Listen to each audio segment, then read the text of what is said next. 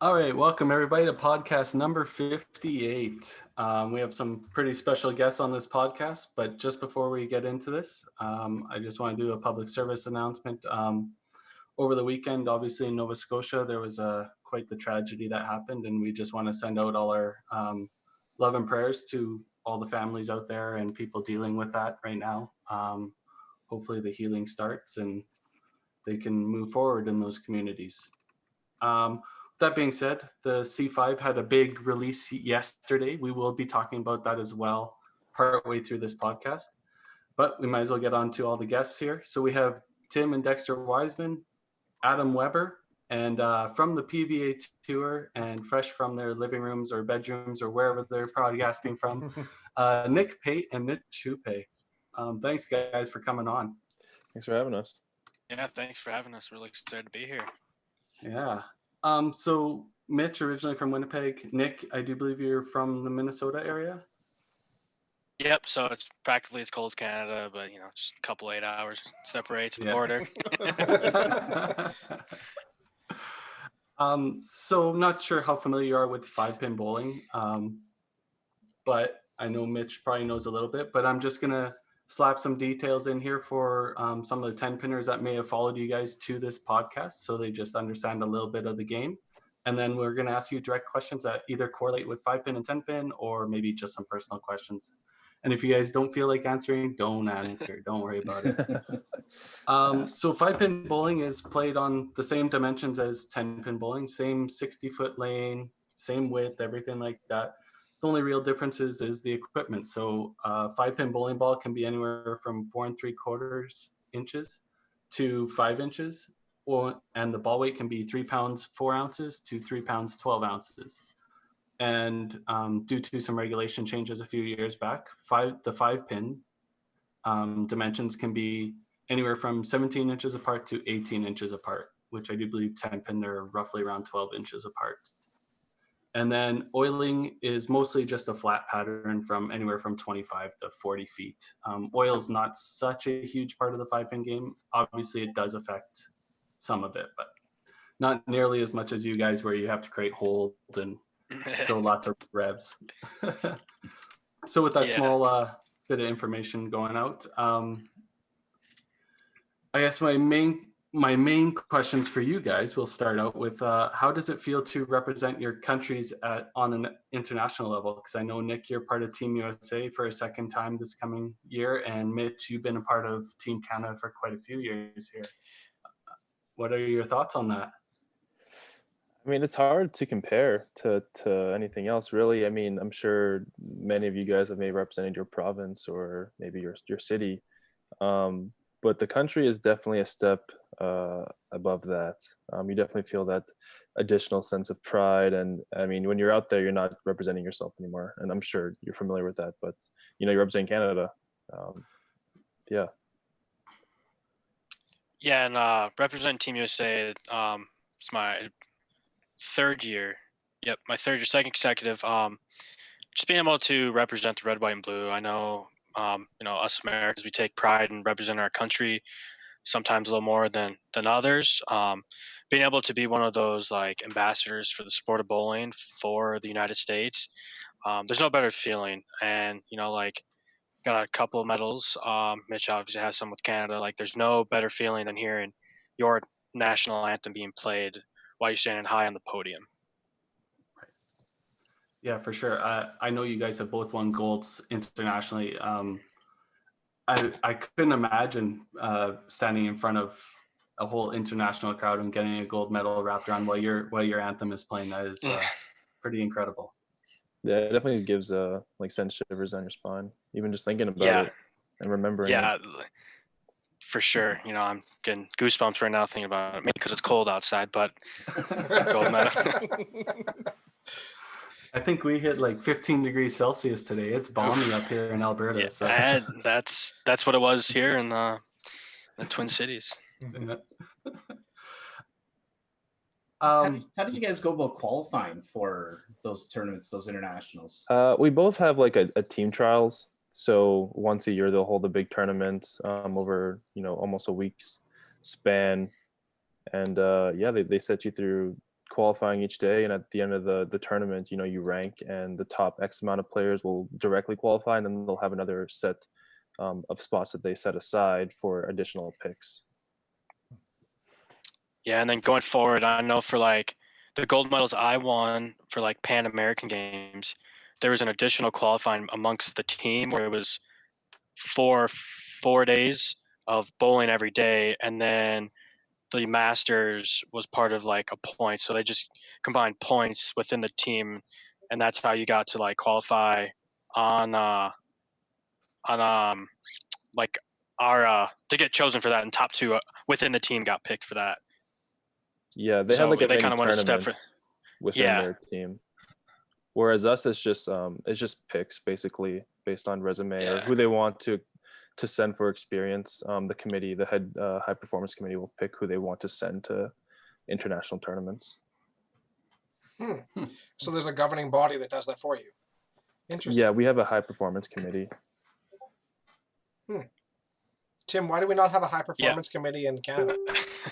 Yeah, well, Or we're not for international. 5-pin, I that's should for say. sure. For We're 5-pin. not international, but Mitch, do you ever find that being an issue though? You think with selections, like, don't you think that some people might deserve to be on, some people might not deserve to be off? I know you probably can't really comment on it, I mean, yes and no. it creates difficulties, probably, right? Sure. Yeah, and I mean, I guess you don't want any bias coming to play, but I'm sure some does. But I think at the end of the day, they want to send whoever they think will perform the best, or if it's a year where they want to send some newer players to gain experience, and they'll do that. Everything they do, I think, has the right heart behind it. Okay, that's fair. Yeah.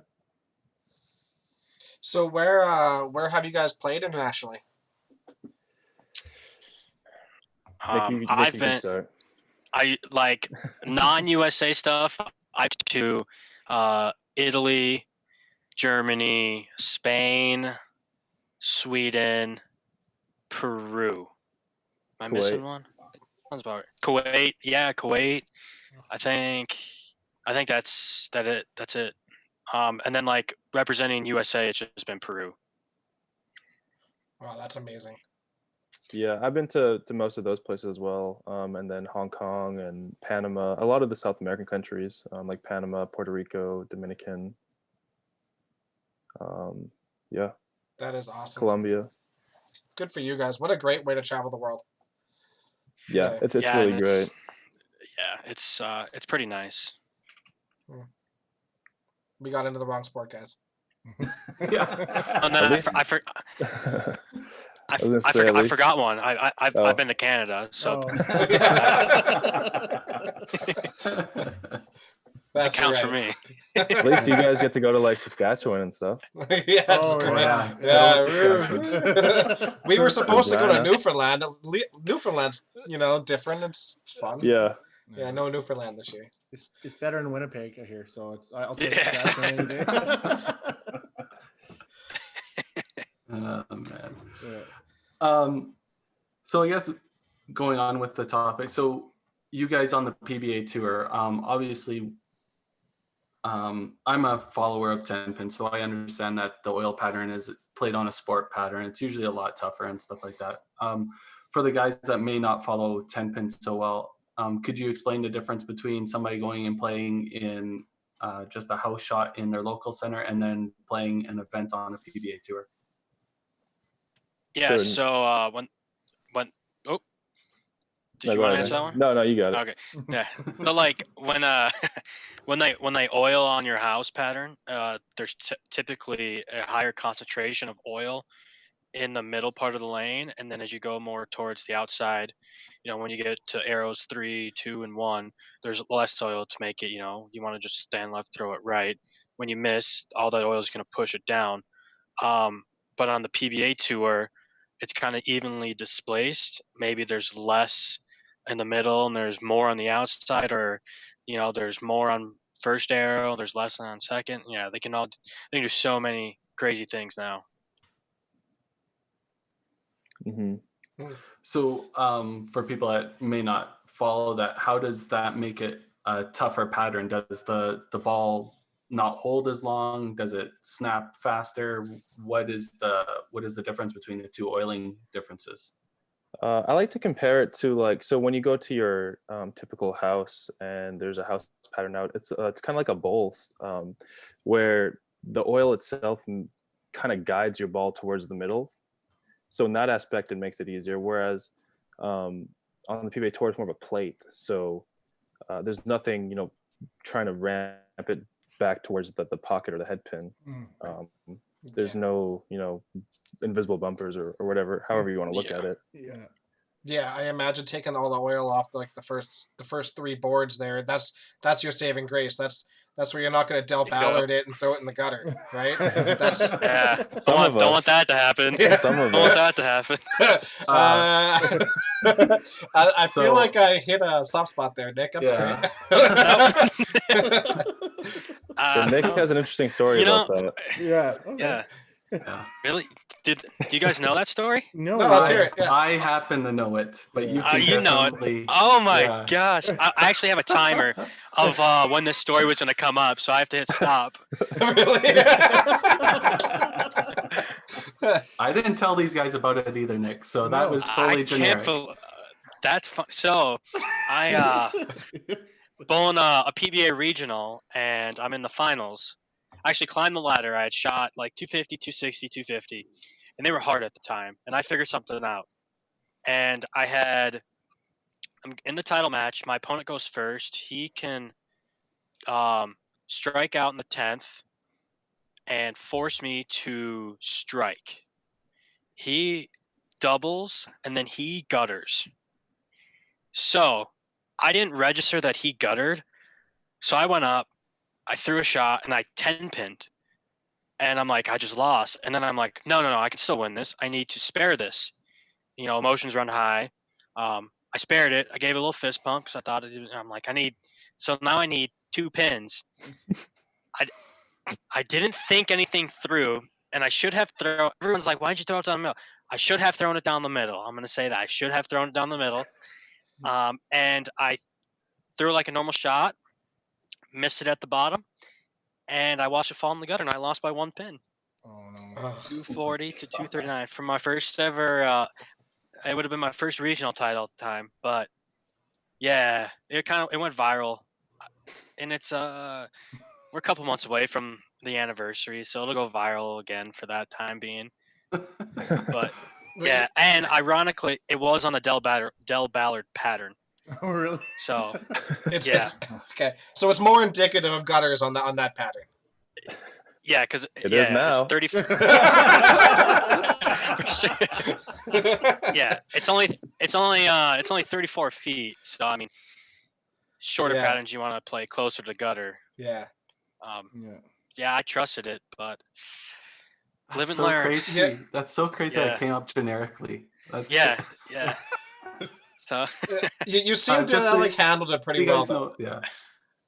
Yeah.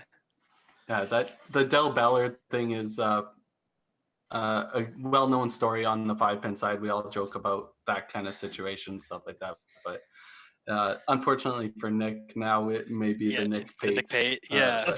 Yeah.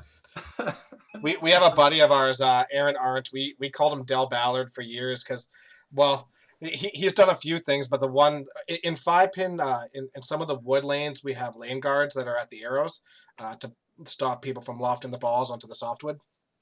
He went up during the Open, which is one of our biggest events in provincials team event, and he actually threw the ball up over this lane guard and into the lane next to him.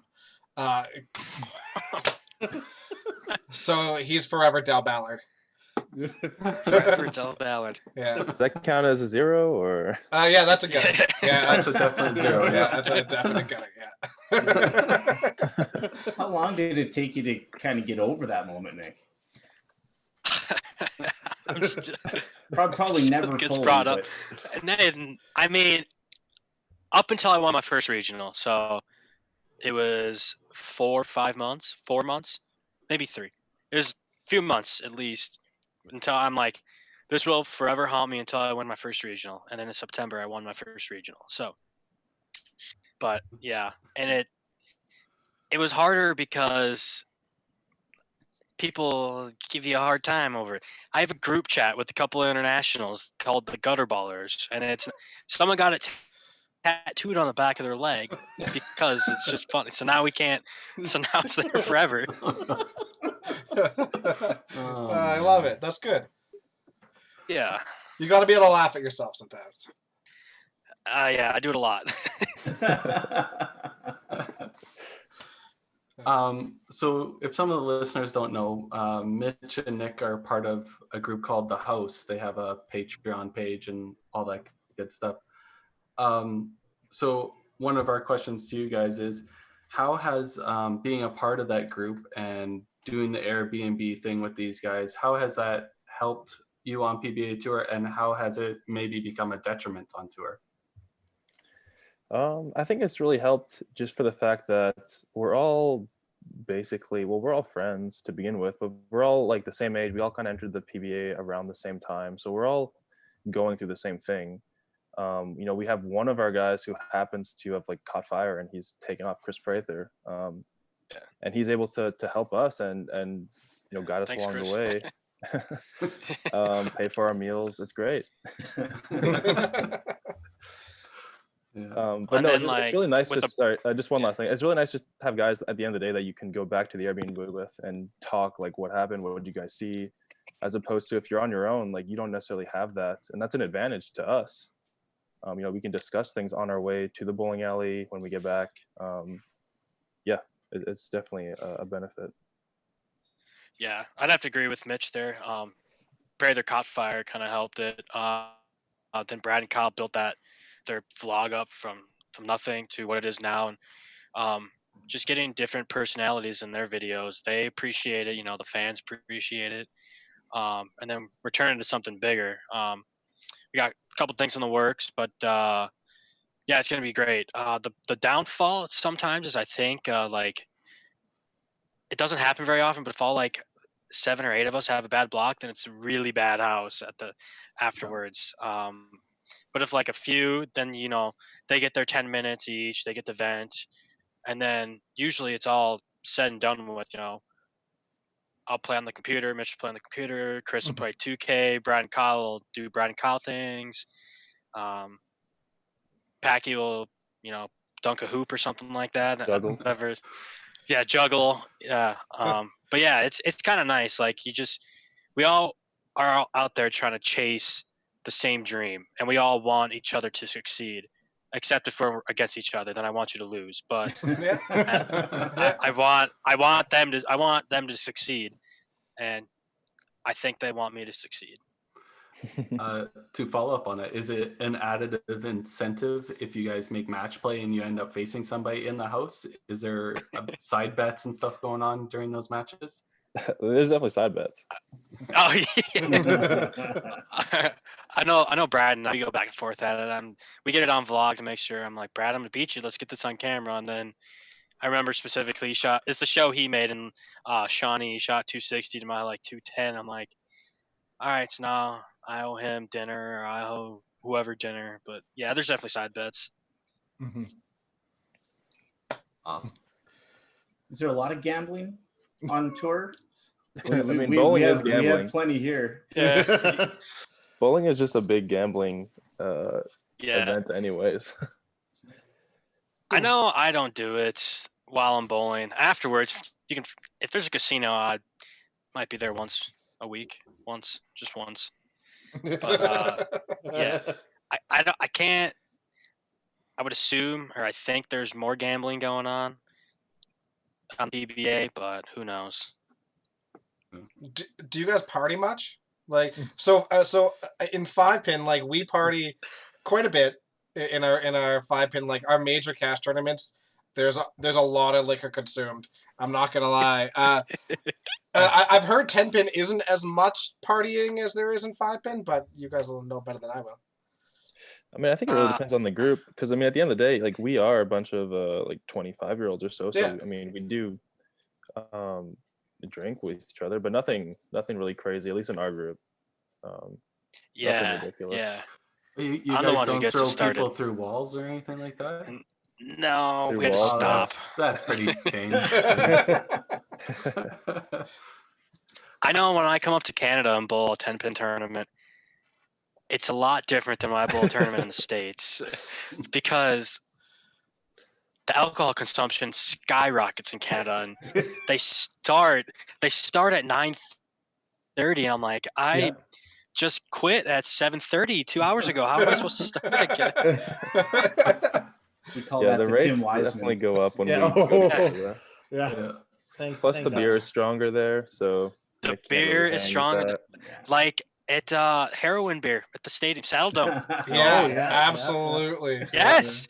Yeah. You guys obviously know what heroin beer is, That's right? a thing, yeah. Pipes. Ah, Oh yeah. yes. We Yeah, had so- front row seats there a couple years ago when they played the Wild. Yeah. Hmm. Yeah. Pretty I'm good. a huge hockey fan, so my goal is to go to all the stadium, and obviously hockey's big in Canada. So every time go into a city, I like to go to a hockey game. The first year, actually, the year that I won the Calgary Open, they played the Wild on one of the nights. So I found some really cheap seats, front row, and just watched the Wild and drank so. That was Mitch just come back from winning the World Gold. So I said, I'm gonna buy you a drink, and then I Googled what beers I have at this stadium, and that's how I knew about heroin beer. And I'm like, okay. And I put that to the test, and I woke up the next day feeling like absolute death after drinking so many beers at the Saddle Dome. And I'm pretty sure we went they're to pretty Cowboys cheap, Casino too. right after.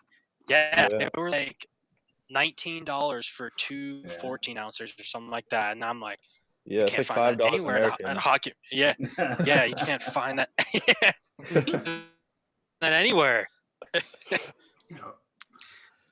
Yeah, when the Oilers used to play in the old Rexall building, they were called cocaine beers. It was the same Cocaine thing. beers. Yeah. Yeah, you'd have 2 beers and you'd feel like you're erect. And it's just Just the get hit time the by a beer truck. spent in the lines or something. Mm-hmm. Yeah. Yeah, but that's why I like going back to Calgary. It's a different tournament. Just for the beer. It's a different tournament. I like it. The format's fun, and I mean the partying's pretty fun too. Yeah. Canadians are awesome. Yeah, I know where Cowboys Casino is. I could draw you a map like right now. I just know you go downtown, you take a right and left, and it's right there. Been there enough now.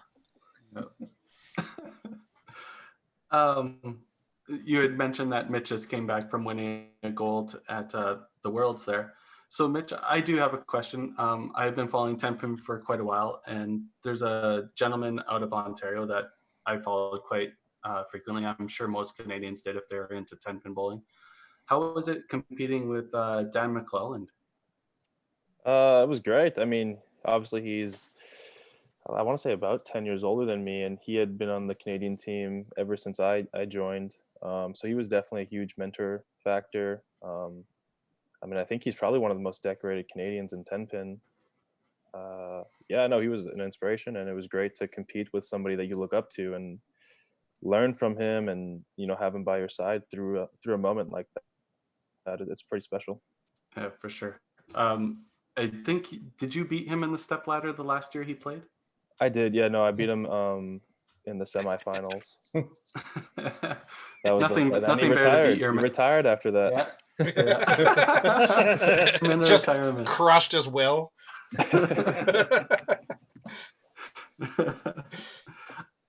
So I guess we'll keep on the same track. So the PBA League obviously introduced 2 more teams, and unfortunately, Mitch, from what I seen, you got released from the team that you won the league with.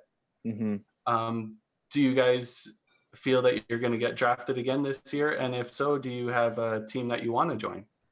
I think we both have pretty good odds. We're both in the top 30, so we're definitely on everybody's radar as far as that goes. And I'd love to go back to Portland. It's definitely a hometown advantage to have that crowd literally like will all the pins down for you. I don't think anybody doesn't want to be on the hometown team. Yeah, I would agree with that. I'm just hoping to get drafted this year. I felt like I was snubbed last year. I'm not going to lie. I thought I put up a decent resume at the time the tournaments happened. but mentally I wasn't ready. So year later, mentally strong. Put up another good resume this year. Made my first TV show. I feel like that has a lot to do with it, and I like my chances being drafted. Yeah, like Mitch said, going to Portland would be cool with Timmy Mack. But honestly, just getting drafted would be a dream come true. So after I didn't get drafted, I'll show everyone. This is a good story. It's my phone. I took a screenshot of the league logo, and I've had it on there ever since I didn't get drafted, as to remind myself goals that I want. I know it sounds sappy, but um, that was one of my goals, is to make the league. That's awesome. Yeah, that's you got to find ways to stay motivated all the time, right? Yeah. It's a good subtle reminder every day. It's tough though, because like you're kind of in somebody else's hands. I mean, you can do the best you can, but at the end of the day, like they have to pick you. Yep. Like Nick said, like he Which had a great is- year last year, but at the end of the day, like he can only do so much. He can't pick himself. Yeah. I should have just gone, because if I was Could have heckled. Yeah.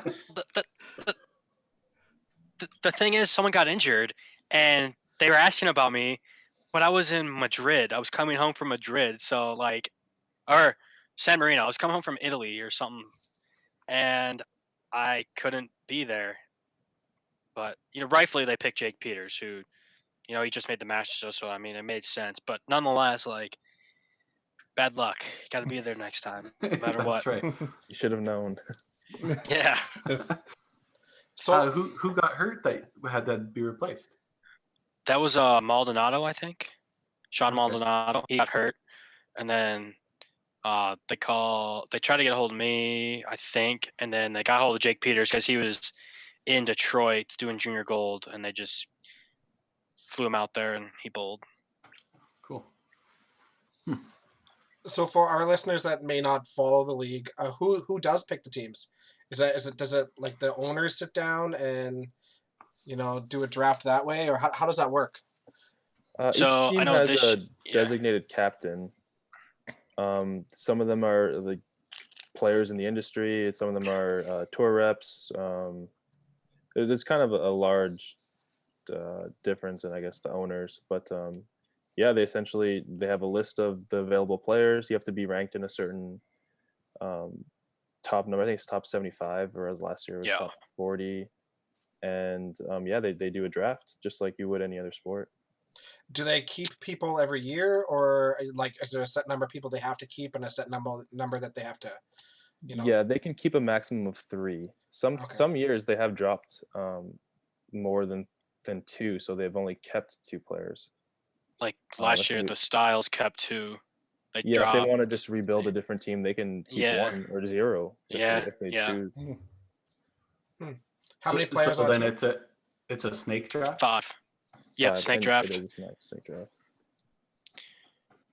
And they added 2 new teams this year, so we're at 10. 10 teams. It's Las Vegas and Milwaukee are the 2 city names. It's Monticelli and Marshall Holman, I believe, are the captains. Yeah, so in this case, 2 older players are the team captains.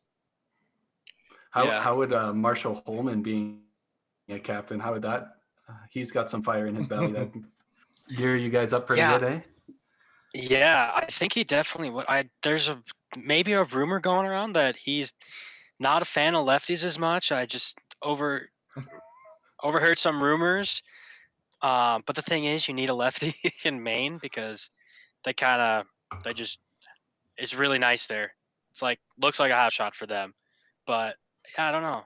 Yeah, I don't know if 5-pin is the same way with 10-pin, whereas like the left and right side are fairly different.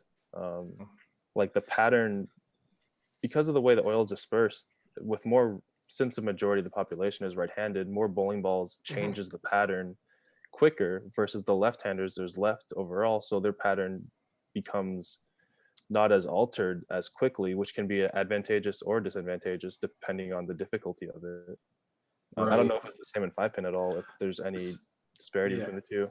So in 5-pin, there's like a running joke. We always make fun of left-handers just as a dominance lane because most players are right-handed. But as for like pinfall or lane breakdown, there is no difference. A lefty can score just as well as a righty at any point in time. Yeah, with our balls being as light as they are and how I was fast gonna that we say, throw it, the oil doesn't disperse really at all. Not a lot, that's for sure. So our breakdown is really minimal. And I mean, for us, for our major cash tournaments and stuff, majority of the centers, with Regina being the only one that's probably different, we oil once a week. Like, so we'll oil wow. Thursdays before the tournament, and then it'll run the entire weekend. And there'll be some breakdown throughout that time period, but it's pretty consistent across the lanes. Anyways, it's just the oil evaporating really more than anything. So Is it oil? Is it the same oil as 10-pin? For some reason, I thought somebody told me it was like a wax, more of a waxy No, substance. no, it's the same regular oil. oil, yeah. It is. Regular. For sure. Same oil. Yeah, it's just usually laid out pretty thin. Yeah. Okay, say like 6 microliters or even less. Do you- Is do that you- too much? It's So like, a it's lot like of people hand Yeah. spray, like right? 8 squirts Yeah. from the Head. bottle. yeah. Okay, Yeah, I hand do ours at work here, so everything's by a squirt bottle. So I think each week it's like 10 squirts. I think so. Yeah. That's Okay. their measurement. They did a college tournament a year or two ago. It was the Hoosier Classic, one of the most prestigious tournaments in college bowling out here. And for the finals, it's a top 8 out of like 60 teams, and they decided to hand squirt the lanes. Mhm. And they had a thing of what like, okay, I'm gonna hold down for this much pressure for this long. I'm gonna move this many feet and do it again and push the brush. And then this is equivalent to something like that. It ended up being a train wreck, and they had to throw plastic balls, but like it's still kind of cool at the same time. Yeah, we bowl a tournament each year in Oklahoma. That's like a hand sprayed tournament. Oh, And yeah. it's known for like its difficulty because I mean you can't really do the same thing twice, and especially in 10-pin where like the pattern is so like it's just a necessity to have that be the same. Consistency, Yeah, right? consistent. Yeah. Same with the Peterson Classic. That's all hand oiled and messed up lanes and messed up. Yeah, you can't see anything. That's a big difference between our games, I think. I mean, and 5-pin is getting there with like, being able to read, how things are reacting with the pins and whatnot of the different balls. But we're nowhere near what 10-pin is. And I feel like 10-pin has got a different level of intelligence that goes with it. Because you have to be able to read and be so aware of the oil breakdown and how it's changing all the time and what balls react with this. And I love it. I think that makes the game, or the high end of your game, super interesting for it, for sure. But that's definitely a big disparity between the two games. Yeah. The big difference, or the only time oiling gets into an issue with 5-pin is if it's over oiled, like when you throw and the ball comes back with a ring of oil on it. Okay. Then the ball never really gets into a tumble at the end of the lanes. It's still gliding or sliding on top of the oil. And then the pin reaction totally changes. And then that's where you run into some weird hits and you get some weird splits. And it gets frustrating for players that can't adjust fast enough to figure out how to get their ball to enter the pins the right way. Especially if they're used just to throwing one way all the time. An over-oiled house can definitely hurt their chances pretty fast. Yeah. How quick are you guys able to make those in-game adjustments, or are you able to figure that out in practice sessions ahead of time? You can figure some out in the practice session, but I mean that's really the difference between the top elite and the people like Nick and I that are still learning and growing. It's how fast you make the right decisions, because a lot of it is educated guessing, but a lot of it is also being that smart, I guess, and calculating it. Yeah. Yeah, I mean, I feel like I've bowled with Belmo a lot in my couple years on tour, and how fast that he moves and just does everything right. Obviously, with his power and his form, his guesses become. There's more. How do I say that? there's more margin of error, I guess. Yeah, more Right? leeway.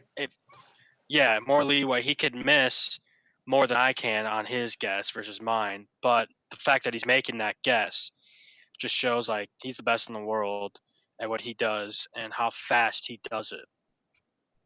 Just Is that trust there, factor. yeah, Yeah, is for sure. there something with Belmo, because of his power and his revolution stuff? Is there a way that he can force the lane to cooperate more with him than other players have that option, right? Yeah, Like, that's Yeah. definitely what he's figured out, is he can force the pattern to kind of play to his advantage. Yeah, and that's what a lot of the 100%. top players can do. right. I think the goal in 10-pin bowling, especially at our level, is to make the lanes good for yourself and bad for everyone else. And I think Belmo does. He obviously does that the best. Right. And when he can't, he just squeezes water bottles. Yeah. Yeah.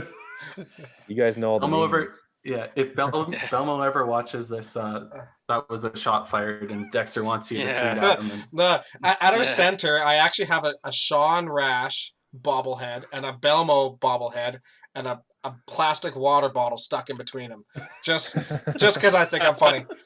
That's awesome. Funny. We had a question come in from Mike. Do you guys keep a diary from each center, like a log from each center as to like what worked there and what didn't, or what balls, or do you guys keep track of that kind of stuff? A lot of players do. I personally don't do it as much as I probably should. I think that is an advantage because a lot of centers do have characteristics that they play to almost every time you go back. A lot of the best players, like Chris Barnes, who I'm sure you've heard of, Chris Barnes has oh my God. like gigabytes of notes on his phone from every center he's ever been to and every time he's ever bowled there. Huh. And he'll go back. Yeah, it's over like 10 plus years, I'm pretty sure, and he's always brought those notes with him, and he's always looking at every game. He's like, I bowled on this lane this year, blah, blah, blah, it did this. Oh, it's doing the same thing now. Oh, they put new panels in. Yeah, I started doing it a little bit. I have a few notes in there, but not as much as like Chris Barnes. But I use kind of just like in the moment. I'll remember in the moment, like, hey, this this panel's new. It kind of was like that last year.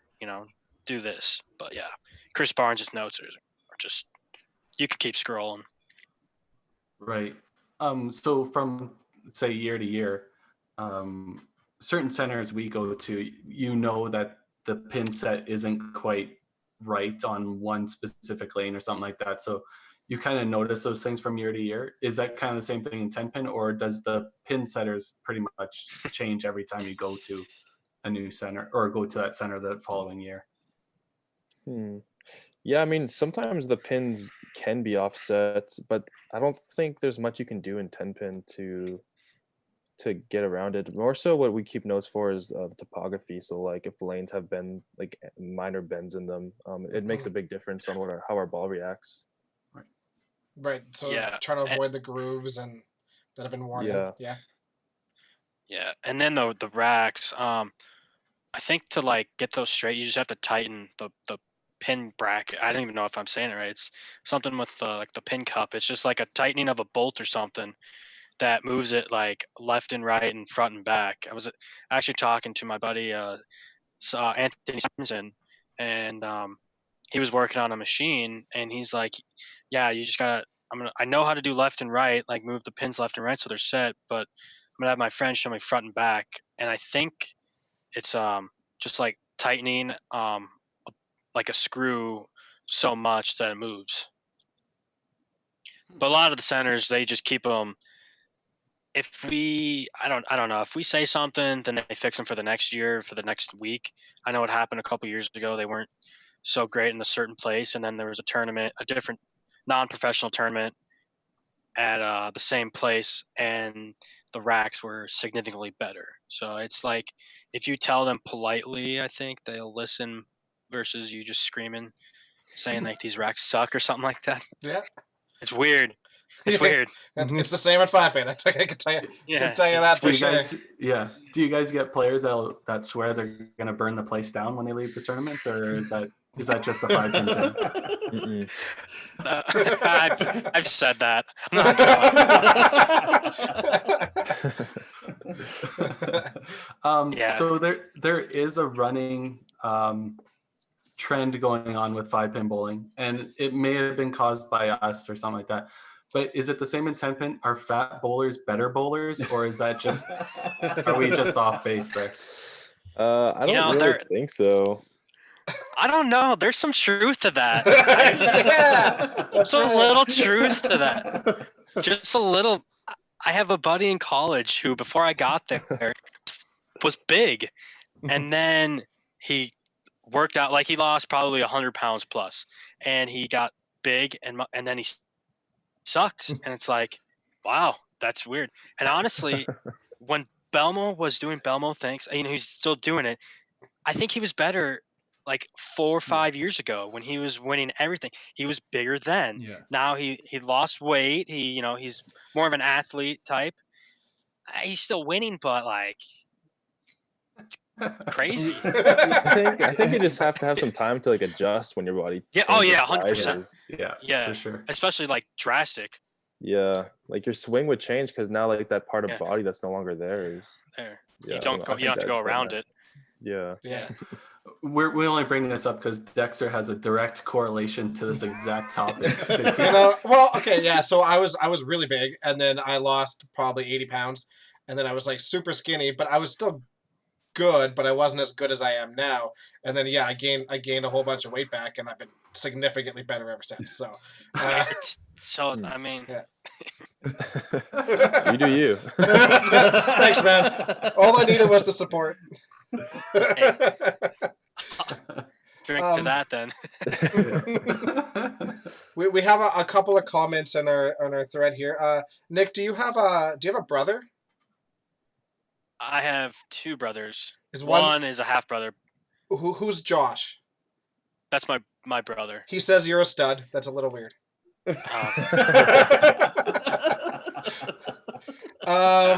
One is, do you guys have sponsorships? Now, one is with, is it Columbia 300? Yeah, that's one of my sponsors. Okay. They're a ball manufacturer. Yeah. A lot of the people on tour have bowling ball manufacturers as sponsors. And Nick, you're with Storm? Mm-hmm. Yep, Storm. Okay. And then we have insert finger grips and stuff. I'm a Turbo, and then Mitch is with Vice, so it's just to make sure we have grips and like our thumbs and whatnot. Yeah, we use interchangeable thumbs. I don't know if you guys have ever. Obviously, you guys don't use your thumbs in the bowling ball, but one of the devices they make is an interchangeable thumb. So every ball that you stick it in is the same feeling. Huh. It's supposed to be, yeah.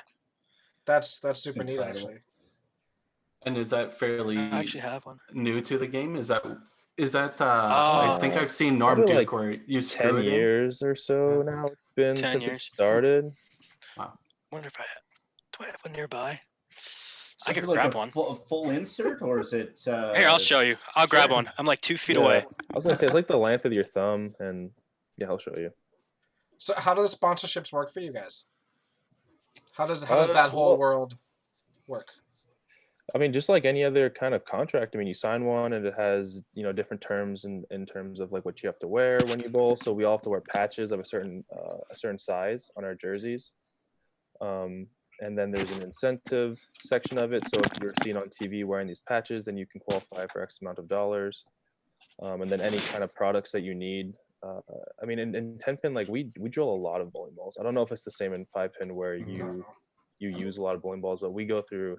I mean, Nick and I have probably drilled over 100 bowling balls in a given season, just because they're so different. So we need grips for each one of those bowling balls, for both fingers. So 2 grips per bowling ball. So we're going through hundreds of grips as well, and they're made of rubber, so they tear and they wear off as you bowl. So you have to replace them.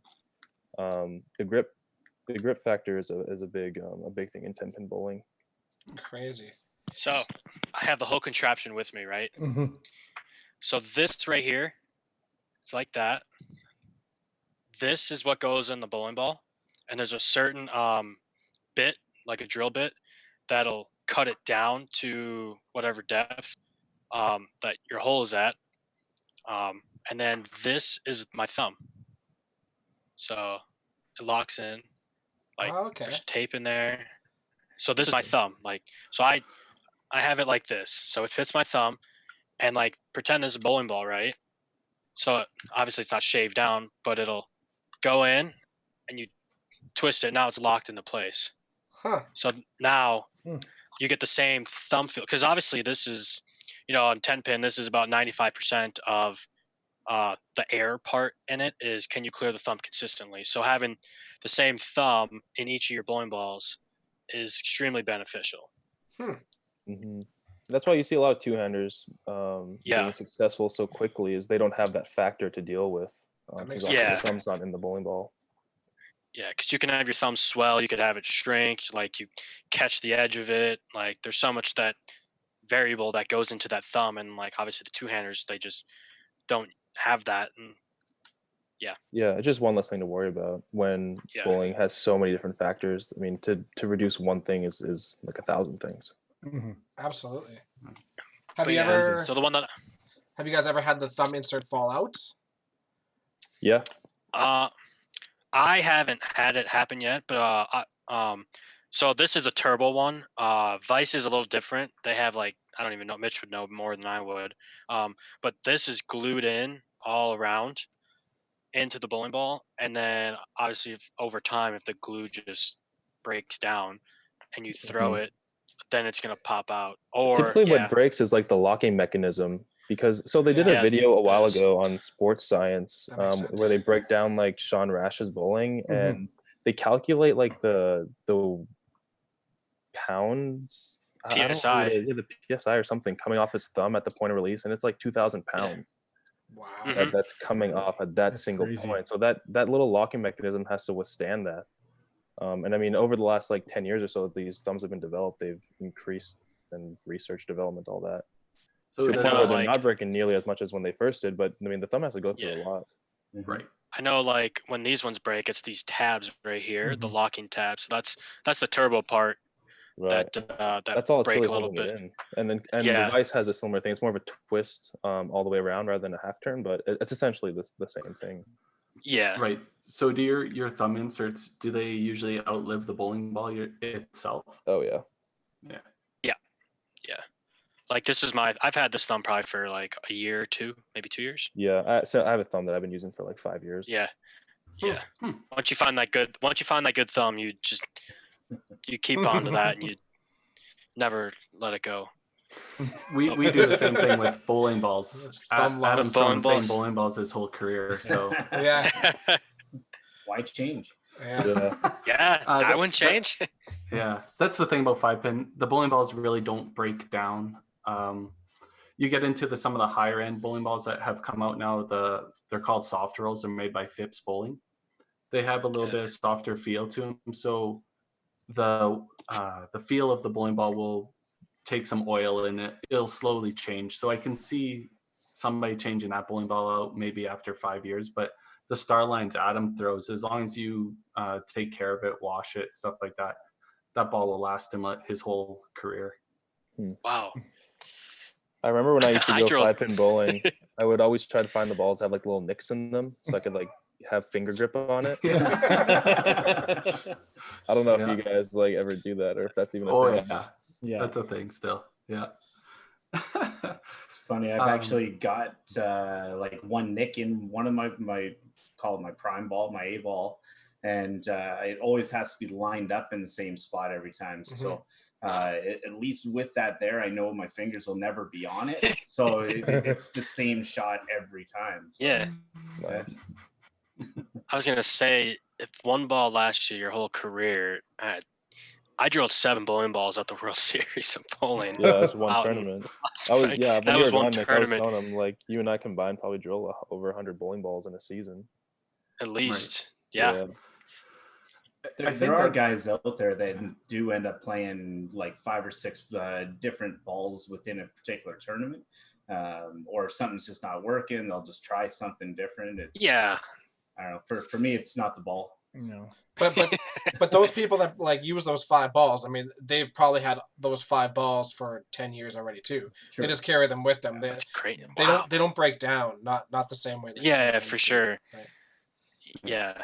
Do you guys have one that is typically for spares? So like in 10 pin, we'll have one that's like a plastic or a urethane that typically rolls straighter than the reactive. Mhm. It makes it easier to shoot at single pins or whatever kind of spare you leave. It doesn't come off the line as easy. Do you guys have something like that? Not that specific thought pattern. A lot of guys will have a specific ball that they'll always throw for a strike shot. It feels better in the hand. It rolls a little bit differently. But for spare shots, most of the time you're probably shooting at a single pin, maybe a side or something like that. You don't need the ball to move a certain way. You usually throw direct. So it's just pretty much any ball. It doesn't really matter. A lot of players will actually use a house ball for their spare shot. They'll just pick up a random ball off the rack. Oh, really? Yeah, but those balls off the rack are generally used way more. They're a harder ball to begin with, and they're filled with oil because they're used all day, every day. So they tend to run really straight anyway. So there are people that do that for sure. Yeah. We had a question. Have you guys ever broken a bowling ball? Do you guys break bowling balls ever? I mean, they can crack over time just because, so like a 10 pin bowling ball has different layers. Like it has a top layer, which is like an outer shell that has whether it's urethane or plastic, or reactive, and then it'll have an inner layer, which is like a filler material, and then it has a core inside that. Sometimes it'll separate and it'll cause cracking, especially because we're drilling holes through all 3 layers. Yeah, for sure. And then like temperature changes, expands and expands the holes, and yeah, it can crack, but I don't think you can really throw a bowling ball and it hit something and split open or something like that. Fair. Unless it's 3 feet from the ground. I think I've done something like that. I think I did that like it was just a one of my experiment. Yeah, yeah, yeah. I think I've definitely done it for sure. Broken a bowling ball. Just power drive it into the concrete. Oh man. I know you guys ended up mentioning a few of the names on tour that most people would know.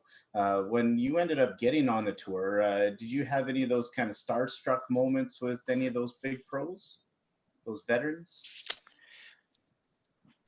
I think the one that I had was last year when I was bowling a tournament. Norm Duke, who has been my idol since growing up. He's really good, obviously, at bowling. He's my idol, and I was bowling next to him all tournament, and he said, "Nicely done, sir. Congratulations on making the cut."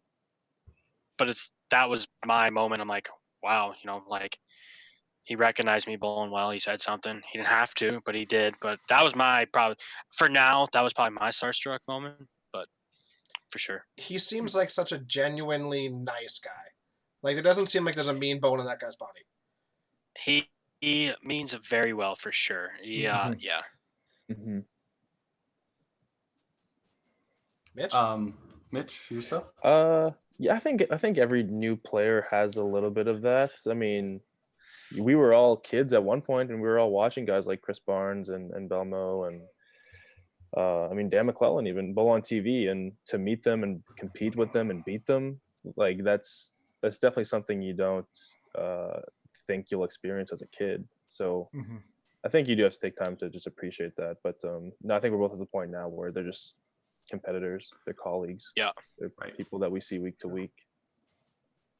For sure. The reason I ask is that we do have the Western Canadian Bowling Tour, and I know there's a lot of the younger kids or just coming out of the youth bowling, and a lot of them have many reservations even coming on the tour for that kind of same reason, or they see all these names that are out there, and they have a real hard time jumping in.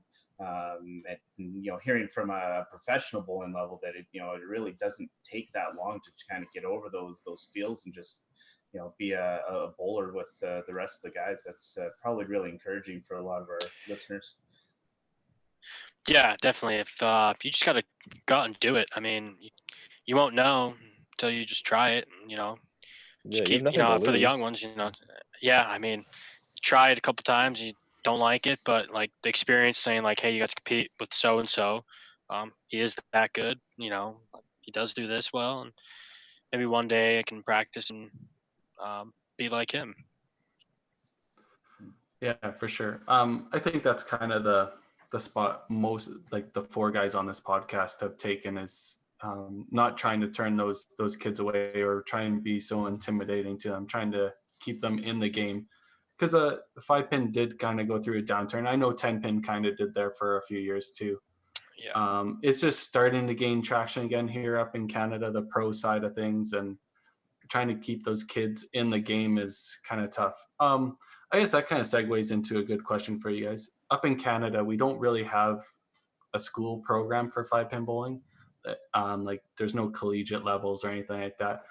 I'm assuming both of you guys came up through the collegiate levels. How was that experience bowling for your college or your university? This will get brought up. no. Oh no. Yeah, Nick and I Mitch- have two different experiences. Yeah. For this. Nick Yeah, went to like an so- up and coming school, and I went to like a well established, like long history school. So Nick, you go ahead. Yeah, so when I was 18, I didn't know where I wanted to go. I changed my decision like 3 times, and I finally settled on Midland University, just a small town in Nebraska, like Fremont, Nebraska. But it's like 30,000 people. Nonetheless, get there, and I make, so there's a varsity and junior varsity, like an A and B team. Made the A team outright. Learned a lot freshman year. That's where I met like my former USA teammate Perry Crowell. He was my teammate there. And then that helped me sophomore year. We made the TV show. So they have nationals. So you have sectionals where it's. Do you guys know what Baker games are? Yeah. So so Baker games. The qualifying for that is 64 of them over 2 days. So you do 16 breaks. Right. 16 breaks, 16, and then the next day, early in the morning, you do 16 breaks, 16, and then top 4 out of the 4 sectionals there are go to nationals in a location. And I was fortunate enough to do it all 4 years. Mitch was in the same boat. Our sophomore year, we actually played each other on the TV show. Mitch's team won, but I got that tournament MVP. You kicked ass, And then actually. yeah, Kicked their ass. well, we got TV time. Let's just say Mitch has the last known video of that title or that match because it was so bad for. But anyway, and then like my senior year, I won the singles. I won Player of the Year, won Bowler of the Year. The college ranks definitely help you, and like learning throughout is definitely beneficial because it helped prepare us for this tour that we're chasing our dream at. Like we see breakdowns a little bit quicker than someone versus not college, and I feel like the learning curve is smaller because you've seen it in college. That's what I have to say about college bowling. Yeah, you use it like as a stepping stone. Mm-hmm. Yeah. Definitely. Yeah, fair enough. Yeah, and like the schedule really helps. Like I know at Wichita yeah. State, like we practiced every like 5 days a week or 4 to 5 days a week for 2 hours a day. And I mean, if you do anything for that long for 4 years straight, like you're going to become a master of it. So having that schedule, Yeah. yeah, I mean, it definitely takes you to a new level. Oh, for sure. So with that being said, you had all that practice time in college and stuff like that. I'm assuming your practice schedule isn't quite the same as a professional. It's probably better. Probably better in college. Every person's different. I know, like, it depends what I want to do. Like right now, we've been off for like, what is it, 2 months now, month and a half. I would just go to practice to get the reps back. I would practice like 2-3 days in a row just to get the reps back. If I'm struggling with something physical, I would, 2, 3, 4 days. If I'm competing, then it's probably just like 1 or 2 days a week just to keep my, my timing and everything feeling good. Mhm. If I miss a cut, then I'll practice. I'll take a day off, practice, and then it'll be time for next tournament. So, yeah, practicing 2 hours a day every day. That's tough. Agreed. Amen. We run a bowling alley and we don't spend any time practicing. Guaranteed. None. Yeah, we haven't even thrown a ball since we closed, so I'm pretty okay with that. Yeah. Exactly. So what is the centers? How does the centers work with you on that? I guess 2 hours a day. It's a lot of time on the lanes, right? Do they? Yeah, I mean, in guys- our case, they built a 8-lane bowling center on our campus specifically for Which us. is, yeah. And it doubled as like a student center, so students could go and bowl if they Mhm. wanted, or they could have families bowl or birthday party stuff like that. But it was built for us. Mm-hmm. That's awesome. I just we had a local center that, we signed a contract with the owner that, we get to practice these days for this time. And, yeah, we just had a local bowling center. And then eventually we got one of the fancy flex machines that oils for us. So that was kind of like our presence. And then obviously it's the centers, but they let us use it. So definitely beneficial. Yeah, Yeah, I mean, for I think a lot of like owners, I mean, they want to grow the sport. If you Mhm. have Yeah. these bowlers coming in and wanting to practice to be a pro, then like they're all for it. I think in most cases, at least. Out here, it's a little bit different. Like our center, obviously, I want to be biased. I think we're for development and people practicing. Obviously, we have a huge problem. Like our centers are a large center out here is like, I mean, 16 lanes, 24 lanes, really retrospect to everything. I think the largest one we have Edmonton in Alberta is 48. So, but that being said, on a weekend, you can't get a lane on a weekend to practice, right? So. A lot of the times, unless you want to pay prime rates, right? And so Yeah. that's real tough. And then if you're looking at your league bowlers, I mean, our evening leagues are filled, so there's no real limited time, or there's limited time for you guys to come practice, right? So like Adam will come after work for a couple hours before an evening league or whatnot, right? So yeah, it's tough. It's a tough scheduling around here. I don't know how it is down there. I know you guys have larger centers and whatnot. You guys can help. Yeah, with. no, I mean, it is similar, and we have to work with the owners, proprietors, Yeah. because I mean, they're doing us a favor. So if they want us to come in Yeah. at 10 a.m., then we're gonna have to go in at 10 a.m. Which is fine, yeah. Or Yeah. I mean, I think Nick goes at like 10 p.m. So if that's the only time Yeah. they're available, then like, Yeah. we're more than willing to do it. Because I mean, Yeah. bowling is an I'm- expensive sport. Absolutely is, yeah. Yeah. Yeah, I usually practice at night. I'm a night owl, so like the 9:30 to 10 o'clock to like 11:30 doesn't bother me, and that's when I can get the fresh pattern. I can get any pattern I want. Right. Interesting. Besides the bowling suppliers or the bowling ball companies, do you guys have any other sponsors on the tour that helps promote the game, or is it just strictly kind of the bowling companies that do most of the sponsorships? Yeah, as of now, it's mostly just bowling companies. I don't know if a lot of other companies see a market in it for them right now. I mean, we used to have big sponsors like Pepsi or Order Eaters or Yeah. um, Lumber liquidators. Amp Energy. Yeah. Like we did have sponsors at one point. I don't really know the story of what happened with all that. I mean, there's a few guys that still have outside sponsors, but for the most part, not really. I know all those people that wear because Prather has like a bowling center and that fishing thing, I believe.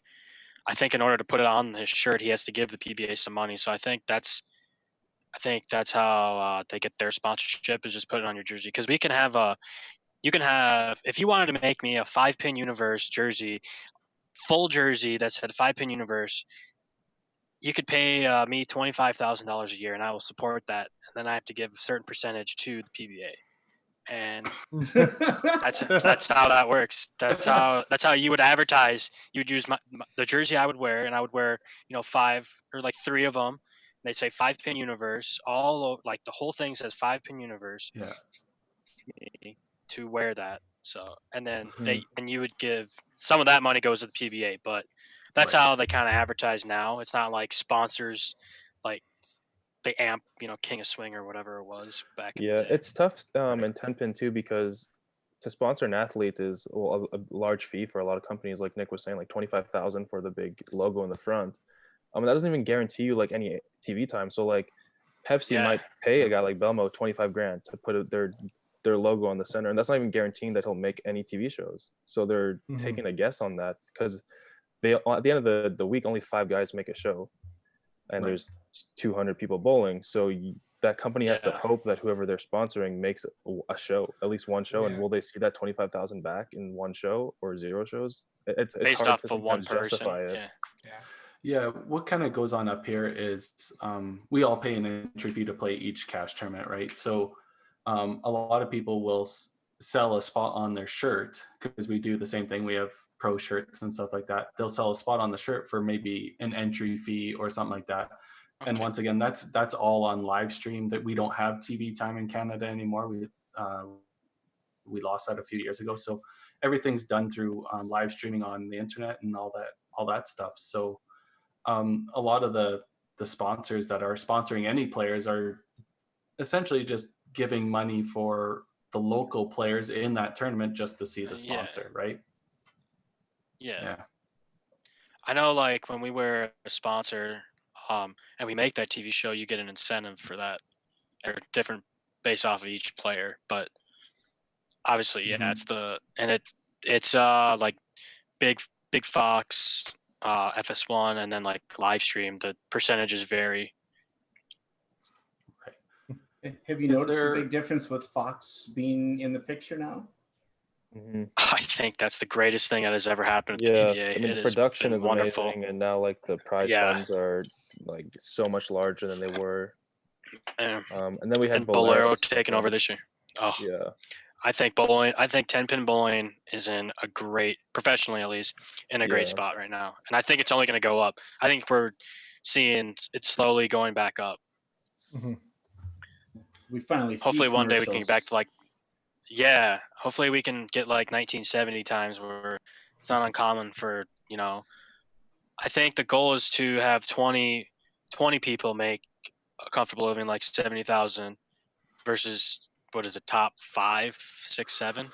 yeah, I At think the it's end? up there. I think more than 20 people make about 70 or 80,000. Whereas like 5 years ago, there probably was only Oh, 3 or 4 was- people that made Yeah.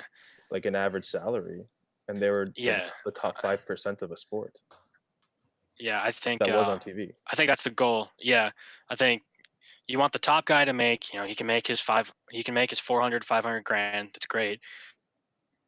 But you want to look at the mish, like the last, like, well, just 50th for example. Can 50th make 40 grand? Can they make a sustainable living out on the road? And I think bowling is heading that way with Bolero and Fox. What are the majority of the other guys doing in their off time? Is it working at lanes? Is it just general jobs, or what else do they do? I think it really depends on where you're at, I guess, in your professional career.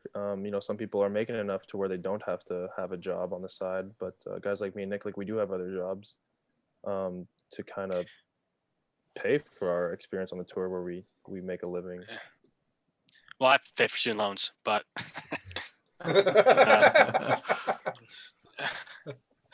yeah. But Prather didn't cover like Rich those said, with all his winnings? I asked him, he said no, but I guess. yeah, just one of those. I'm set. Do you guys deal with lots of injuries, or do you have any injury prevention tips? I think a lot of injuries are more so on like the hands and stuff because they go through so much. Yeah. Wrist, Wrist if you and knee, mostly. Yeah, and if you don't have proper form, you can injure like your back or your knee or your forearm, stuff like that. But I think a majority Shoulder, of players would say like they injure their thumb or their fingers the most, like the skin rips or develop calluses, stuff like that.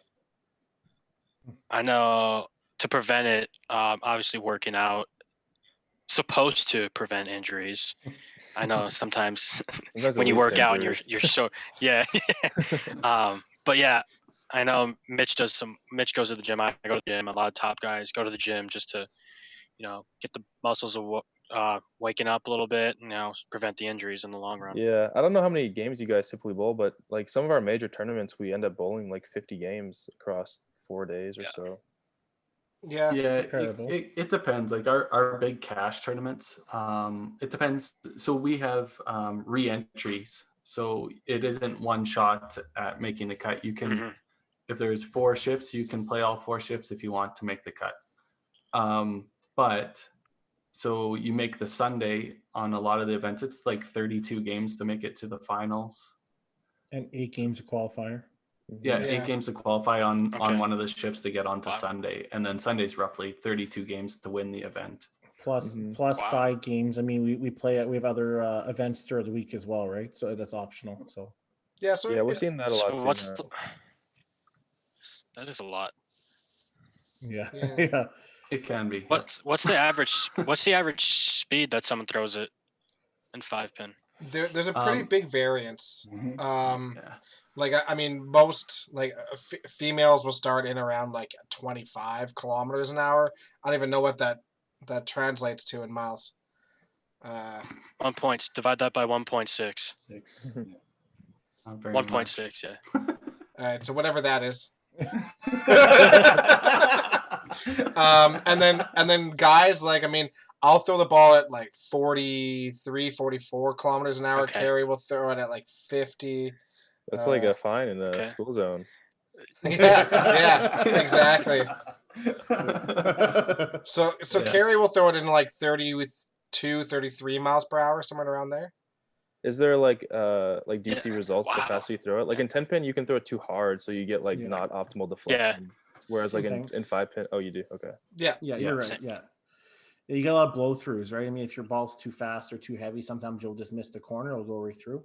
But for us, Yeah. that's Or where too- where you guys make your changes with like the oil patterns and stuff like that. We'll start making adjustments with our feet from side to side and create different angles to try to reduce those deflections or deflect it into a different spot. So you can adjust the lanes to your shot for the most part. Yeah, a lot of guys won't adjust their speed so much. They'll just change their angles to try Angles, and okay. get the better deflection or whatever's going on. Mm-hmm. Carrie, I know you were saying like there's different sizes. Why would you not want the biggest size? Wouldn't that cover the most on the pins? Yeah, so there's pin bands on the actual pins, right? So there's rubber rings on them. Right. So back in the day, it was kind of designed that the 5-inch ball would kind of hit dead center of that band, so you'd get the flat push of your pins. But now, over time, either the pins wear down or there's a new regulation where they installed new bases to these pins. They're actually sitting a little bit higher. So if you go to a house that has new pins, new bases, you might want a different size bowling ball, where if you go to a different house, it's a completely different reaction. So then do you have like different sets of different sizes then? So you do carry around more than 2 typically? Or? Yes. Yeah. Nope. I specifically do. I carry around 6 different bowling balls, but Adam and Tim, they carry around the same set to every tournament they go. So they'll change rotations, angles to get their pins to do what they want, where I'll use equipment to help me. Okay. Okay. And our fingers are I got a really question. important as well. Just with like the release of it, we'll end up getting more either side action or end over end action, which will either drive pins backwards, drive pins down. If it's more of a push, pins will jump up type thing. So fingers are pretty big for us as well. What's the worst leave in 5-pin bowling? The head pin, right? So like is it Yeah, aces is the toughest to spare, but a head pin is the worst case scenario because you lose count. It's a super hard spare, and it slows the pace of your game. It counts pretty much exactly the same. Just like an obvious strike, you get your next 2 balls doubled, right? Kind of the same idea. Yeah. So a head pin just kills a run. Yeah. So a head pin is when you knock out just the one pin. Just Yeah, just the just one. the- That's just what the I was front thinking. pin. Just straight back. That was my guess. Yeah. Yeah. Yeah. Aces for us is the equivalent to your 710. Okay. Yeah. And it's It like is impossible to definitely spare the them on hardest the to spare. strings, right? Because you can't. It's harder on the strings because the pin doesn't get there, right? Yeah. Yeah. Yeah. Yep. They're basically impossible. Yeah. Yeah, it You just might doesn't spare happen. might spare one a year if you're lucky. Yeah. Well, aces might be once a Aces. lifetime. Like really. Yeah. Yeah. Yeah. Yeah. Throw it harder, So boys. uh, so for you guys, we've been bombarding you with questions. Do you have questions coming back our way? Like Nick, obviously the worst leave is clearly a head pin, but any more questions for us that you guys want to learn about the game? I'm curious, like how many tournaments you guys have. Like, is it every weekend? Is it? I know So- personally. So before you answer Yeah, that, I know go personally in ahead. 10-pin bowling in Canada, at least in Winnipeg, like we had one maybe every month and a half. Like we did not have a lot of tournaments back home, which is a part of why I decided to live and continue to stay here. Is I can Mhm. find something every weekend. Right. So kind of along the same line. So the Pro Tour only has really 4 major tournaments throughout the whole season. But there is a lot of small houses that run smaller events. They run like just 8-game no tap tournaments or stuff like that. So there is, if you really wanted to, you could play every weekend. You just have to do a bit of traveling to do it. But for big money, it's once every month, once every couple months kind of thing. What is like big I've- money? Like 10,000 to win, 5,000 to win, Yeah, 1,000. 10,000 to win. Yeah. And I mean 5 pins a little so bit. that's Sorry, 5 pin's a little bit different. Well, I mean, I don't know if it's different, but we have a lot of governing bodies. Like there's a Masters Association, there's the Canadian 5-Pin Association, there's Bowl Canada, and then there's the WCBT, which is our cash circuit too. So we may only have like major cash tournaments once every 2 months, but we have other tournaments for other things kind of in between almost every weekend. So I mean, if you wanted to play every weekend, you definitely could. You just have to be involved with everything. Yeah. Mhm.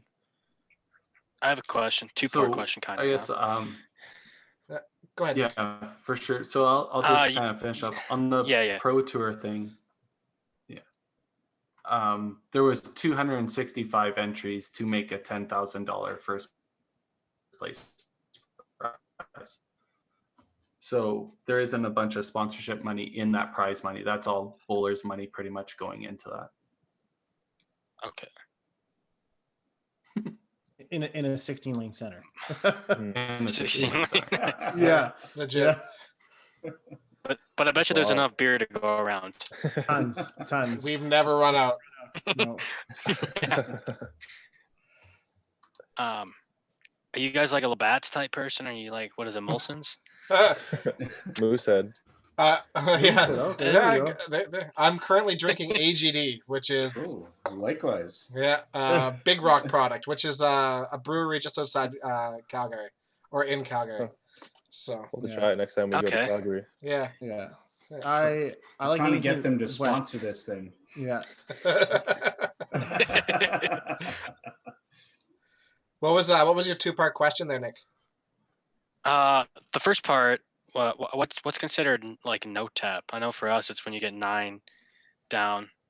What is that? It's the same thing. If you get all of them but one. Yeah. Yeah. Okay. Left or right. And then, okay. There has to be those specifically. Yes. Yeah, or a third. They call it a 13 count. Or Okay. or there is some small tournaments that will run like the 12 count as well, where it's just the one Any 3 4 pin pins. standing. So it's any 4. Okay. But yeah, typically it's a corner pin standing. Because in 10-pin, no tap is like you can get any 9 down. Like Oh. you could get all of them down except the head pin, it counts as a strike. And they even go down to like 6-pin no tap. Yeah. Interesting. The other one is so the worst break. What's like the bad luck break? I know like for 10-pin it's like an 8-pin. You can argue the 7-10 or like a ring 10. What's that like bad luck hit? We call it a buried corner, where you throw it exactly where you want to and the ball just blows by the corner pin. Okay. You could be throwing the same shot frame after frame, and you're getting strikes, and then all of a sudden it's a ring or a buried corner. Or some guys think a split is one of the worst hits, but or we've seen pocket aces where you just absolutely like put a flush in the pocket, and all of a sudden both corners. We'll tag you in a photo and a video later. You'll see. Cool. You'll see what that looks like. So just to give a little context to it, perfect games don't happen very often in 5-pin. Like throughout the whole country, there might be 10 perfect games throughout the year in all of Canada. Wow. So on the Pro Tour, there is an escalating perfect game pot that everybody puts $20 into. And if you throw a perfect game during the tournament and you were in the pot, you win the escalating pot. Well, one year at the Autumn Open in Calgary, the pot was at $15,000. Wow. I was on a 10-bagger from the gun, and I threw it dead into the left pocket and got aces. And it was brutal. Dang. So $15,000 just gone. Yeah. And you guys have the same 10th frame? Like it's three shots? Yeah. You bet. Now, when you say aces, that's what both are corner pins? Yeah, the 7-10, yeah. Oof. Dang. That's crazy. Only 10 perfect games happen a year, because we can see 10 in one tournament sometimes. Like it's not. Yeah. I think Nick had 10 in one tournament once. I had 3 for sure, right? Yeah. I had 3, yeah, and it's $2.99. but doesn't it lose the luster after a while? Doing a perfect game after doing it so many times? No. That was It's $100 each time I do it out there. Oh, really? Because every time I see Belmonte throw one, he's like, yeah, like no big deal. Like I was like, yeah, it's definitely not as exciting for us, because us it's just like a really good game, and we do get $100 bonus for doing it. Do you? Okay. It's just a good game, really. Versus, I imagine people freak out when somebody shoots a perfect game. And everybody stops after like 8 from the gun. They'll just stop it and they'll watch the players. Yeah. And it was like that in 10-pin when I was back in Winnipeg, because we only had like 3 or 4 perfect games a year in Manitoba. Yeah. But when I moved down here, like it's so common to have a perfect game. Do you still keep count, or? No, I would sound like it's probably over 40 or something like that. I can tell you PB. I think I have 6 or 7 PBA ones. Those are because you're supposed to get a ring, and then every 300 you get after the ring is a diamond in it, and then once you fill, I think it's 12, you get a second ring, and then just so on. Okay. Right. So just to tell you how rare it is, everybody on this podcast is a national champion at least once or more than that, and a major cash tournament champion. How many perfect games are on this podcast, boys? Well, you got most of them. Yeah. I got one. I don't have one, but I still make cuts, Kerry. I'm past my prime, boys. I have 3, and I know Timmy unfortunately is 1 pin short. Yeah, hanging corner on the last one. Yeah, so 448. I used to work with a guy in Winnipeg who claimed he was the only person in Canada with a perfect game in both games. Who was that? 10-pin and 5-pin. His name was Ed McCarthy. He was the owner of one of the bowling centers. I know Stevenson. Stevenson has 1 in both, right?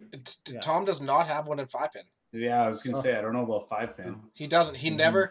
Tom Stevenson was one of our well, he's still playing and he's still phenomenal, but he was one of the best like Canadian 5-pin players out there, and he decided to play 10-pin one year when he was like 55, and in his first year he threw a perfect game of 10-pin, and he's never thrown on a 5-pin. Yeah. Really? Yeah. Connie Ward has 1 in both. Oh, there you go. Yeah, I was gonna say like Levi. I don't think he's had 1 in both. He's at like a 410 and 300 and 10. Yeah, we probably count 400s the same way that you guys would count 300s, and our perfect game is 450. But even 450, but even 400s are tough and rare. Yeah. Actually, somebody mentioned one of our Saskatchewan bowlers. Levi has a perfect game in both, apparently. Oh, yes. I actually asked him, and he doesn't. He doesn't. Okay. No, So I, 'cause I Sarah- would imagine. Sarah, you're wrong. Sarah's wrong. I would imagine that he did too, but no, I was surprised when he told me he didn't.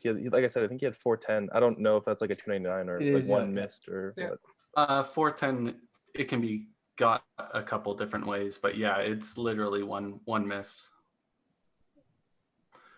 Yeah, it's crazy. Some guys go their whole career and they're multiple national champions and probably top in the game, and they'll never throw one, which is That's pretty so sad weird. to see. But Yeah.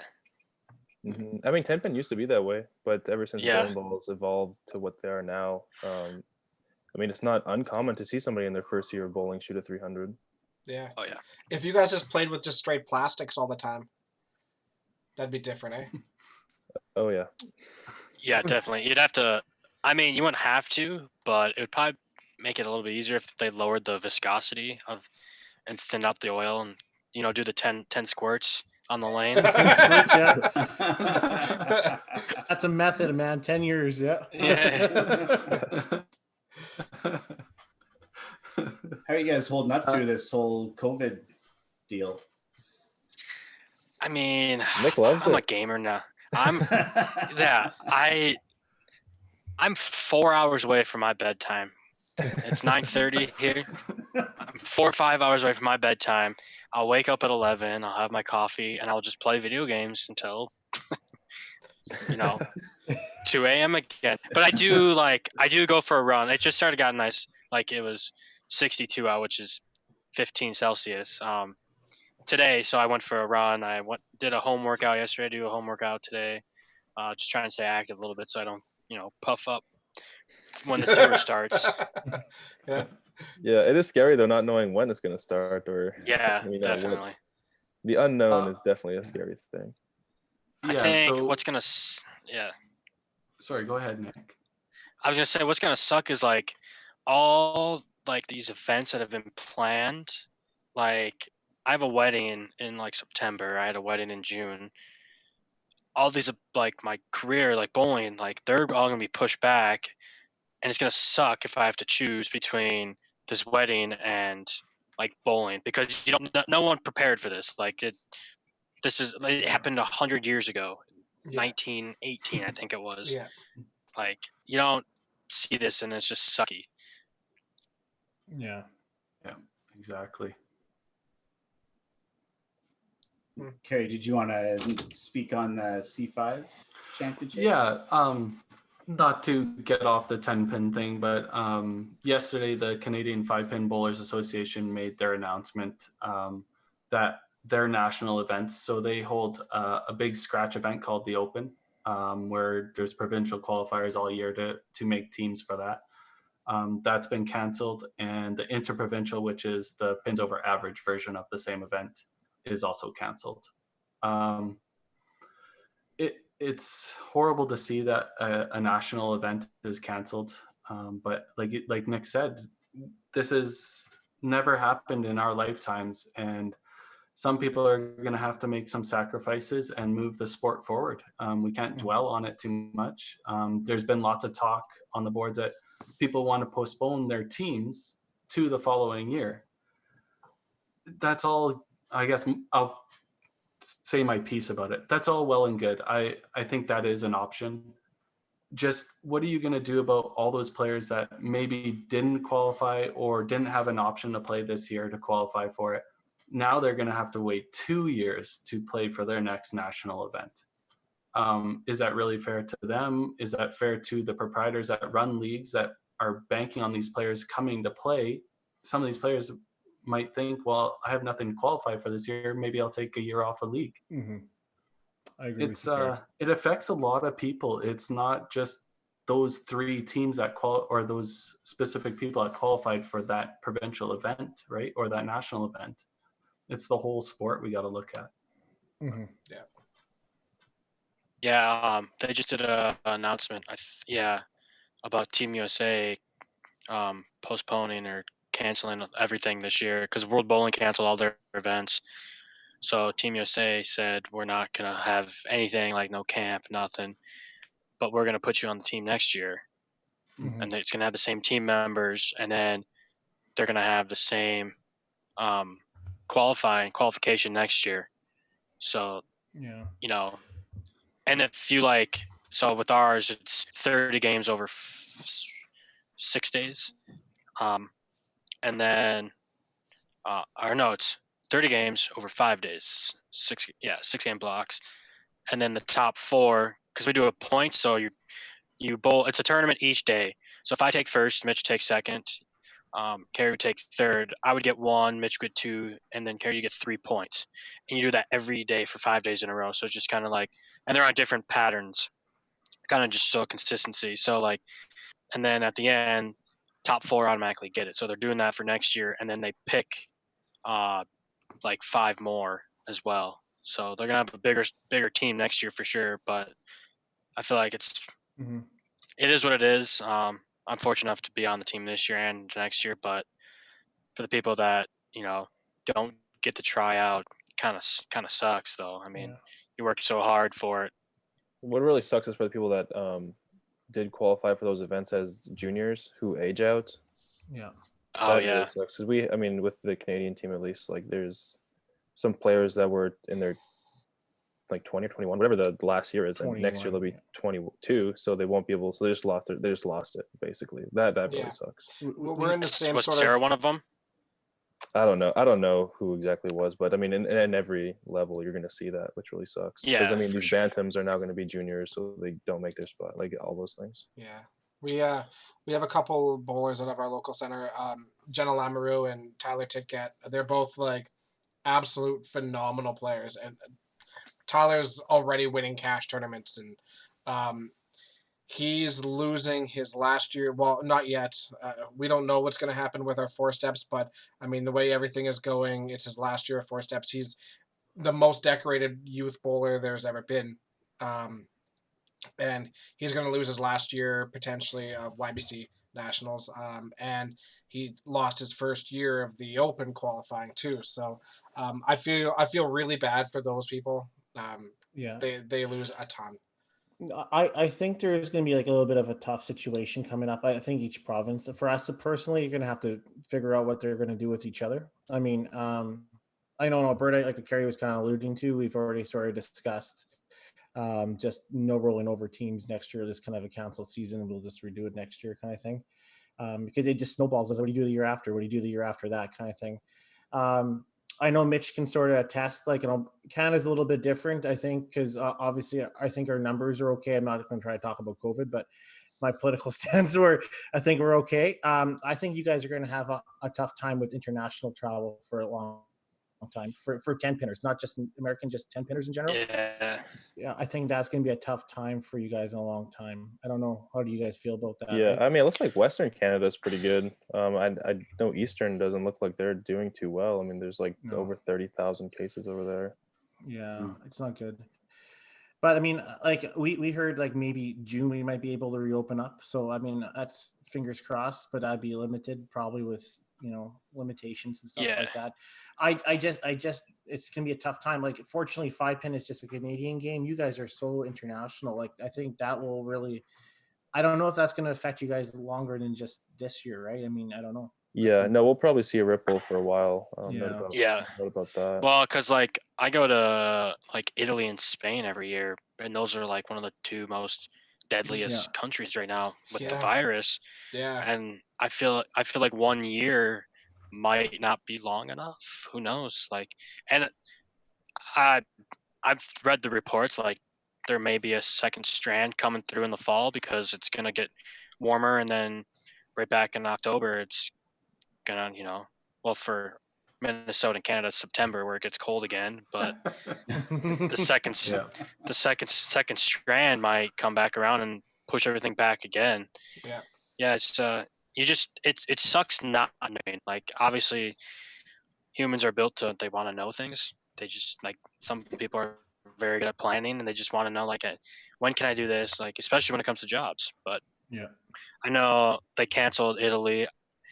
If I'm reading correctly, they canceled Lucky Larson in Sweden, which what they're doing is interesting. They don't have any lockdowns or anything like that, but yeah, which is just interesting. But not traveling internationally means I get to golf more this summer. So I'm looking to buy a new driver and a couple new wedges there. $600 a week. Yeah. Well, the worst thing that's going to happen is when my work opens up May 4th. That means I can't claim unemployment, and I'm not going to make $670 a week. I have to work. I actually have to work. So you guys are And it's opening up May 4th. Yeah, as of now, I know some states try to open up recently, Yeah. like a phase thing, and they reported their most cases.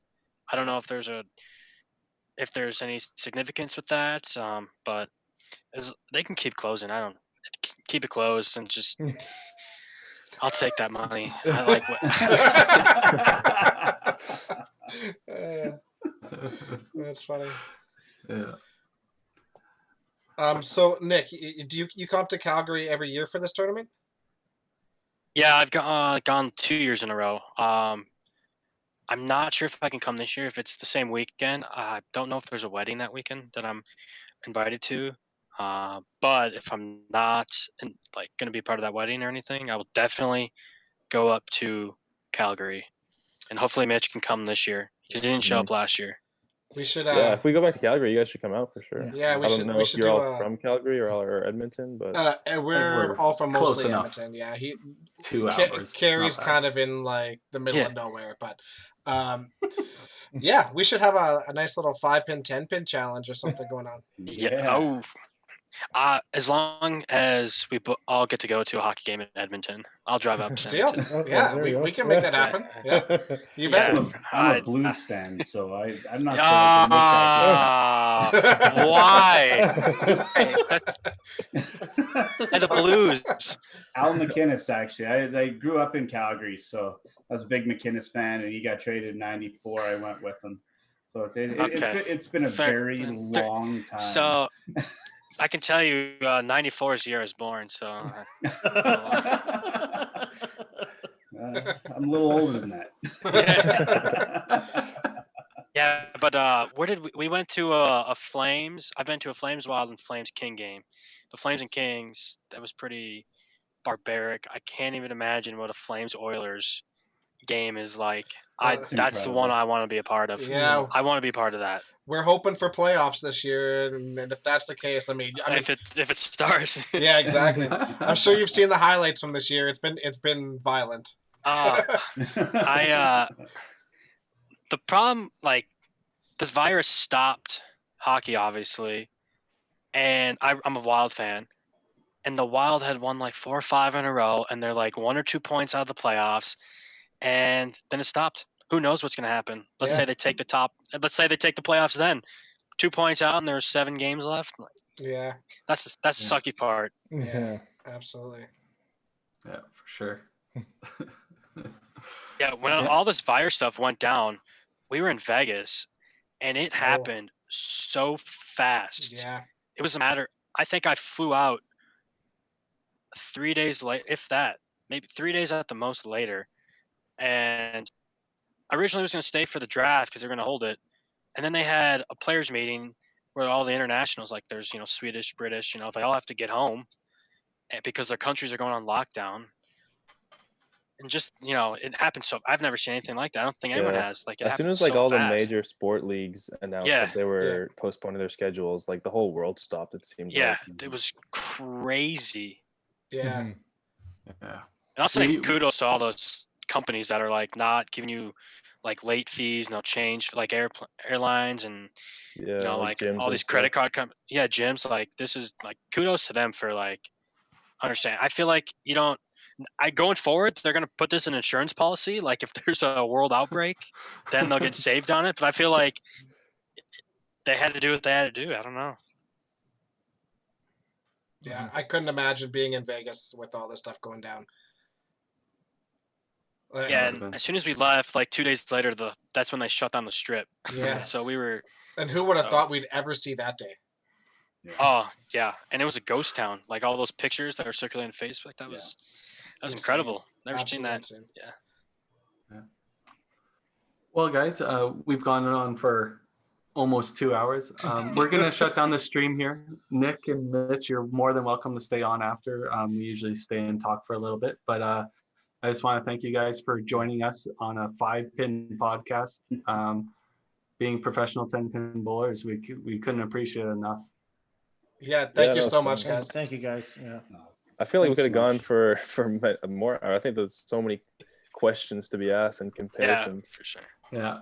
Oh, for sure. We'll Well, hey, maybe in a couple of weeks, if you guys still aren't working, still aren't doing your thing, come back on. We'll have you. Yeah, you Yeah. I bet. just want to I show do- I- everyone Yeah. I'm supporting Canada. You know, I got the pitter patter.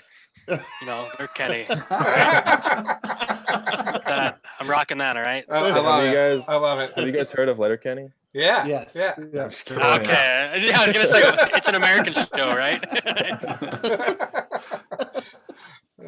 I do have one quick stab for you guys, but how does it feel being asked to be on a 5-pin bowling podcast before Bowl DMC asks you to be on their podcast?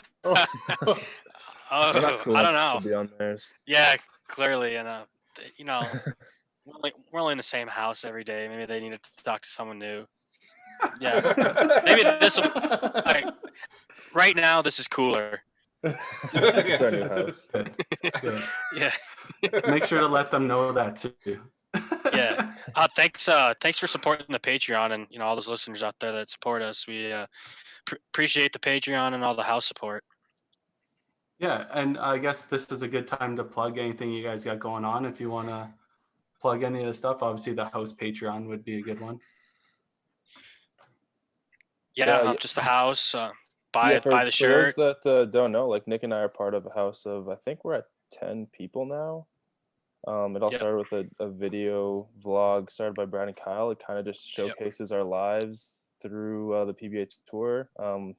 We're just like a bunch of guys struggling to try and live our dreams, and we bring YouTube with us through that. We got the house. Yeah, we got the house. We got Brad and Kyle. Support them. Twitch.tv/Vitamin D Tang, I think. Is that his Twitch? Old DMC podcast. And yeah, that's it. I think I nailed them all. Yeah. Happy with that. That was good. I like it. All right. Thanks, guys. Yeah, thank you. Really appreciate it, Thanks guys. so much, guys.